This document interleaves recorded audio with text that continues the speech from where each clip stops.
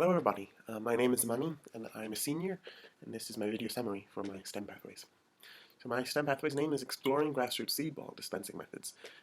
Deforestation is a huge issue, and right now forest cover in Kenya, the whole of Kenya, is under 10% only. So what are seed balls? Seed ball is just basically what it sounds. It's a ball full of seeds. What's important, however, is that the seed is coated with either some form of mud or char-dust, which is a byproduct after making charcoal.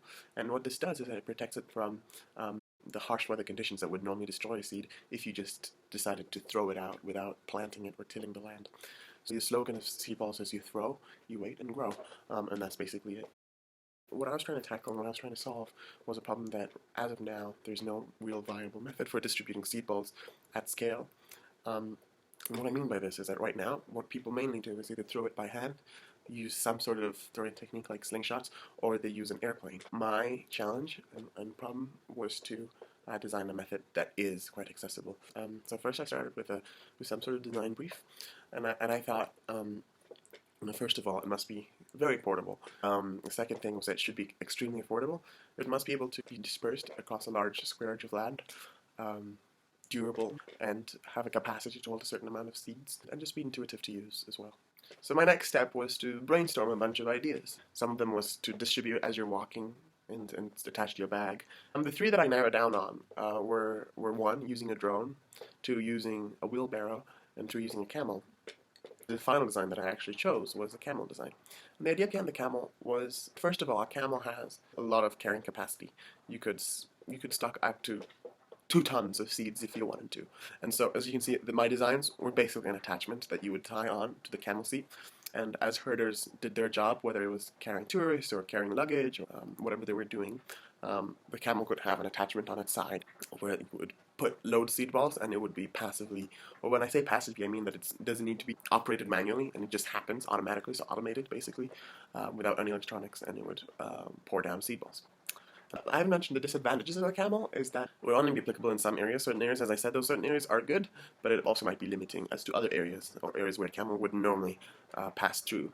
So to build it, the idea was to use local materials, and so there was a specific functioning and way that it would drop the seeds such that you wouldn't require to constantly pull a lever, push a button. As the camel walked, and it kept a constant gait, its shaking back and forth, or its agitation rather, would agitate a mass that was hanging from a beam inside the box.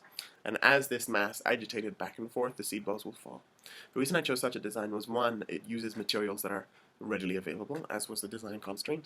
But second of all, is that it utilizes energy that's constantly there, and it prevents the seed balls from jamming up. Energy is coming from a process that would happen anyways, and that's the walking of a camel. And so this might readily be adopted for other animals like goats, for example. So I want to talk about the constraints that we had. When I say constraints, I mean the parameters that we had to change, especially when we were testing. And that was like the weight of the mass that we were using, the string length, and also the hole size, although the hole size was less changeable. And we noticed that although it was dispersing, it wasn't very predictable, which was unfortunate because you needed it to be predictable. You need to know the rate based on probably the mass that you put, so that when you're out there with a camel, the user should have some way of controlling basically the disperse rate.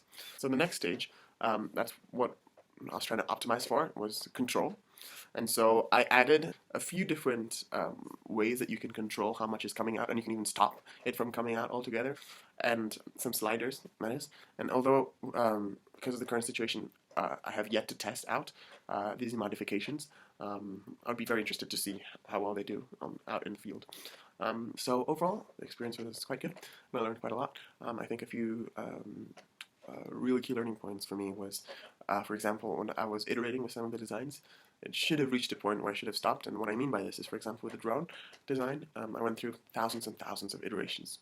Probably not thousands, but a large number of iterations. And so at that point, I should have really stopped and started and redrawn everything again, and probably consulted with people, teachers and advisors. And on a last note, I hope to sometime go to a conservancy with wheel camels and a refined product and the final product, and to test how well it will do, and just get more data, mechanical data on the camel and also on the product. And yeah, thank you.